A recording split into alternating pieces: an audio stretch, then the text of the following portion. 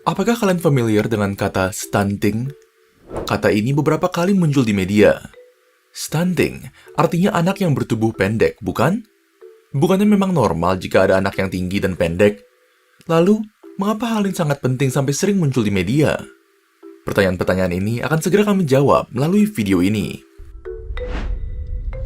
WHO, stunting adalah postur tubuh pendek atau sangat pendek berdasarkan panjang atau tinggi badan menurut usia yang kurang dari -2 standar deviasi pada kurva pertumbuhan WHO, dikarenakan kondisi irreversible akibat asupan nutrisi yang tidak adekuat dan atau infeksi berulang atau kronis yang terjadi dalam 1000 hari pertama kehidupan.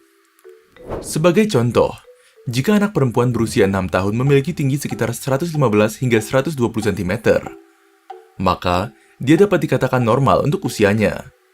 Jika tingginya 110 cm, dia dapat dikatakan pendek, tapi masih dalam batas normal. Namun, jika tingginya hanya 100 hingga 105 cm, maka anak tersebut termasuk stunting.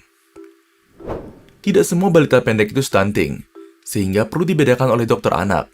Tetapi anak yang stunting pasti pendek. Data WHO menunjukkan bahwa pada tahun 2022, secara global, terdapat kurang lebih 148 juta anak di bawah usia 5 tahun yang mengalami stunting.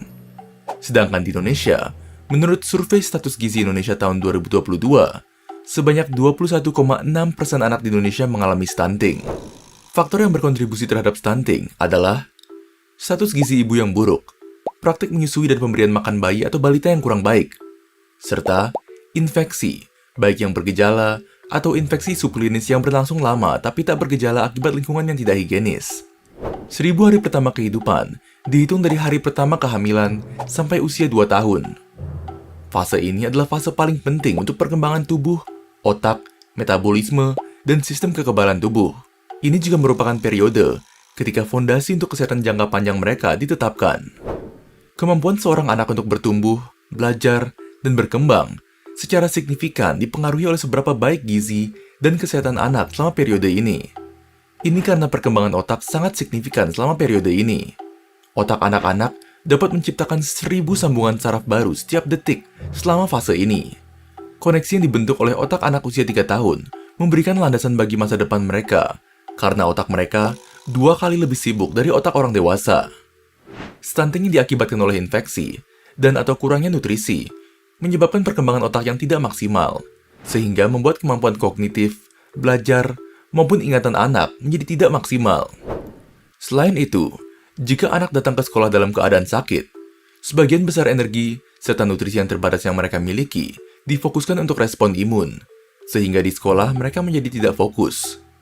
Semua ini menyebabkan anak stunting memiliki nilai dan performa di sekolah yang lebih rendah.